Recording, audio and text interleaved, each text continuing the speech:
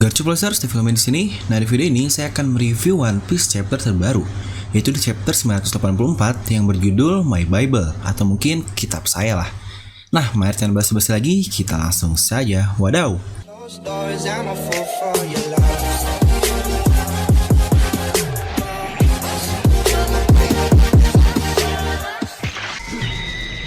Nah, seperti biasa, sebelum lanjut ke video ini, jangan lupa untuk subscribe dan juga nyalakan bel notifikasinya ya, agar video review Nomi langsung muncul di HP kalian. Serta pastikan kalian menonton video ini sampai habis, jadi tidak ada informasi yang miss dan juga yang terlewat. Nah, seperti biasa, kita akan review lagi One Piece chapter terbaru, yaitu di chapter 984, dan kita akan mulai dari cover story dulu seperti biasa. Untuk analisis chapter mungkin akan di akhir seperti biasa juga. Nah, ternyata tanpa pikir panjang lagi, Pawn langsung mengatakan ke Chiffon dan Lola bahwa dia adalah bapaknya. Dan setelah akhirnya kita melihat muka kaget dari mereka hingga melihatkan ekspresi jeleknya. Atau udah jelek ya. Dan disitu pun kita lihat juga perban di tubuh Pawn ini sepertinya itu efek dari serangan Oven, yaitu melukai tubuhnya saja. Dan kita akan langsung masuk ke halaman pertama dari chapter ini. Ternyata halaman pertamanya dilanjutkan dengan keadaan Ulti Chuan dan juga Page One yang terluka ketika mereka melawan Luffy sebelumnya. Dan ternyata benar saja, serangan Luffy yang biasa saja itu kepada Page One hanya menggunakan Gear 3 saja membuatnya sampai terluka parah. Bahkan katanya dagunya hampir dislokasi. Apakah itu memang Luffy yang bertambah kuat disertai advance hakinya juga, atau memang Page One yang terlalu lemah? Tapi memang menurut saya Luffy ini mungkin levelnya sangat jauh jika hanya dibandingkan oleh Tobiropo saja. Dan ternyata ulti yang diserang oleh Yamato pun sudah sadar dengan begitu cepat.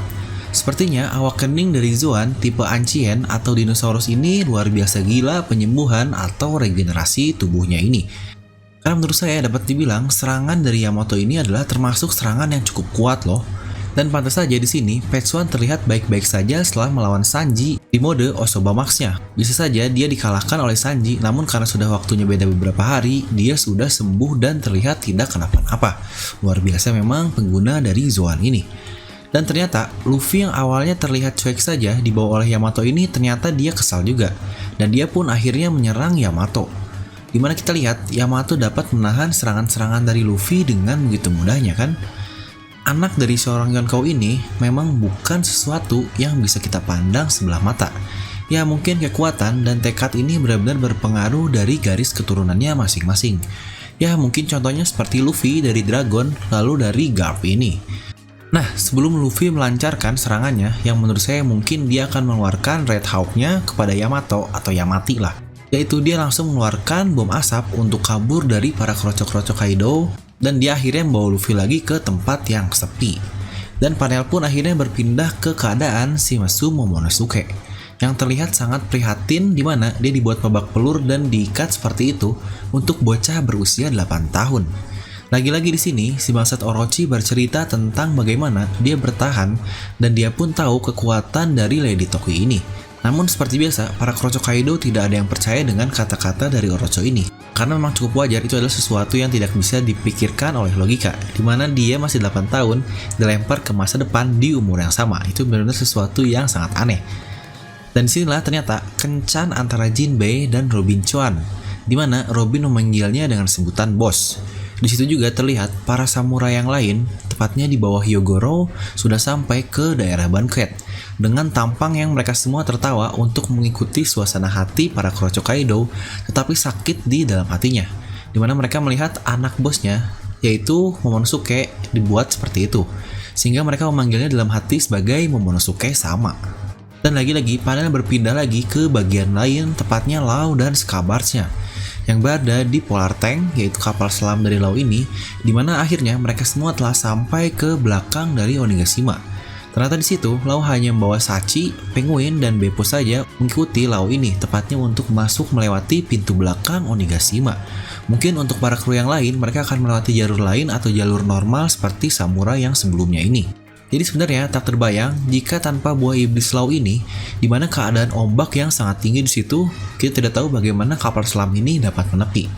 Ya memang sih buah iblis Law ini benar-benar sesuatu yang luar biasa OP. Dan wow, ternyata akhirnya pertemuan dan reuni ke semua Scabard. Selain para pimpinannya yang mungkin kita tahu Denjiro dan Kinemon yang sudah berada di dalam dari Onigashima ini masing-masing. Kawamatsu, Asura, Neko, Inu, Kiku dan Izo pun sudah bersama di sini.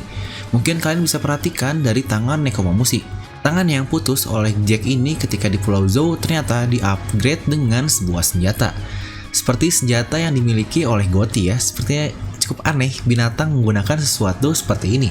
Dan Izo dia terlihat sangat gagah sekali dengan luka di mata kanannya.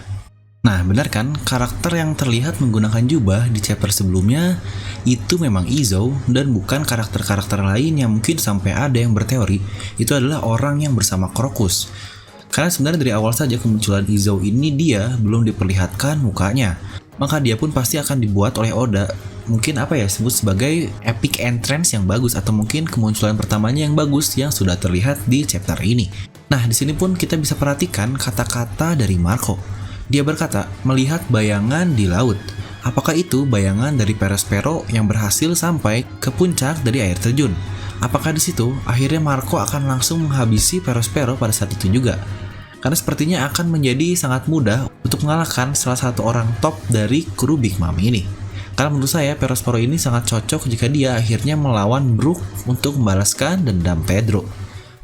Dan panel pun berpindah lagi ke para bos Onigashima, yakni Kaido dan para komandannya.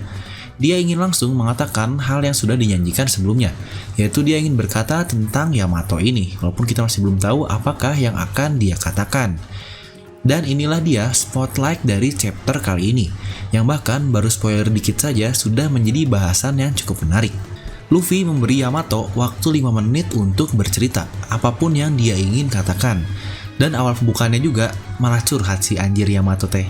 Dia bilang ke Kaido ingin menjadi Kozuki Oden, dan langsung saja Yamato ini disiksa sama babehnya. Luffy yang kesal malah bilang, lah gue mana peduli anjir. Sepertinya Yamato ini punya sifat yang cukup ceroboh. Ya sangat-sangat lucu lah, sangat cocok sepertinya untuk jadi next nakama. Lalu, ternyata Yamato ini melihat bagaimana samurai terhebat yaitu Kozuki Oden mati saat Legendary Hour, yaitu ketika dia direbus hidup-hidup. Nah yang jadi hal menarik adalah Yamato ternyata mempunyai jurnal dari Kozuki Oden ini. Yang kita pun tahu sendiri, isi dari jurnal Oden ini adalah sesuatu yang pasti luar biasa. Dimulai dari perjalanannya hingga ke Laugh Tale, tempat dia mendapatkan semua rahasia di dunia ini. Jadi secara tidak langsung, Yamato seharusnya tahu tentang sejarah dari Wano Kuni. Lalu bisa saja dia mengetahui nama dari D, dan dia pun seharusnya mengetahui One Piece untuk lebih jelasnya, karena mungkin itu semua terdapat di jurnal Oden. Dia membuat buku jurnal Oden ini menjadi kitabnya, My Bible, seperti yang dijadikan judul chapter kali ini. Namun di sini, Yamato belum mengetahui bahwa Red Scabard atau 9 Scabard lainnya semuanya masih hidup. Apakah akhirnya 9 Scabard akan kembali dengan diganti si sialan Kanjuro oleh Yamati ini? Nah lalu, Luffy yang cukup kaget ketika Yamato membuka topengnya. Dan dia pun langsung berkata, lah, bukankah kau putra Kaido? Kenapa malah jadi cewek? Di sini Yamato berkata dia ingin membuka batasan negeri Wano. Dan dia pun ingin bergabung dengan Luffy untuk melawan babehnya. Dalam artian ini bergabung di perang ya, bukan di krunya. Mungkin nanti, ayo. Di sini bahkan Yamati tahu Luffy sangat-sangat kuat dan dia pun belum serius ketika sebelumnya mereka sempat clash kan.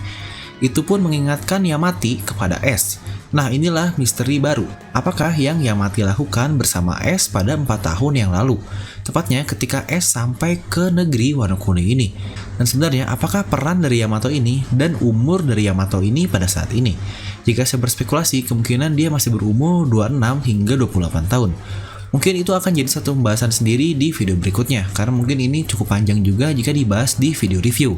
Nah mungkin yang akan kita bahas lebih jelas dulu adalah kenapa dia mengaku sebagai son, atau mungkin yang dapat kita sebut sebagai dia adalah putra Kaido, tetapi sebenarnya dia adalah daughter of Kaido atau putri dari Kaido ini.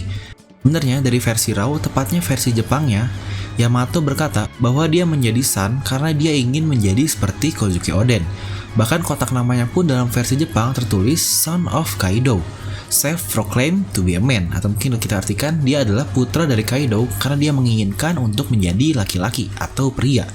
Walaupun kita tahu dia sebenarnya seorang wanita, cuma ini seperti self-proclaimed lah atau yang dia inginkan. Dan namanya adalah Kozuki Oden Yamato. Jadi dia sendiri yang mengubah namanya menjadi Kozuki Oden Yamato. Lah, berarti kata-kata yang saya dibacotin sebelumnya bahwa Yamato adalah Oden, bener kan? Toh dia menamai dirinya menjadi Kozuki Oden Yamato, yang berarti Yamato adalah Oden. Nah, jadi begitulah untuk chapter kali ini. Apakah Yamato akan menjadi next nakama? Overall ini sebenarnya chapter yang luar biasa, dimana lagi-lagi Oda nge-troll dengan tampilan yang sangat mirip dengan Kozuki Oden, dimana banyak sekali OP lovers luar dan dalam negeri yang mengira itu adalah Oden, termasuk saya sendiri. Dan lagi-lagi saya ditroll oleh Oda Sensei.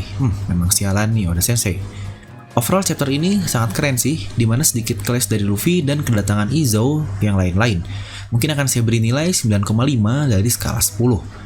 Nah, jadi segitulah untuk review chapter kali ini. Jadi bagaimana pendapat kalian tentang chapter kali ini?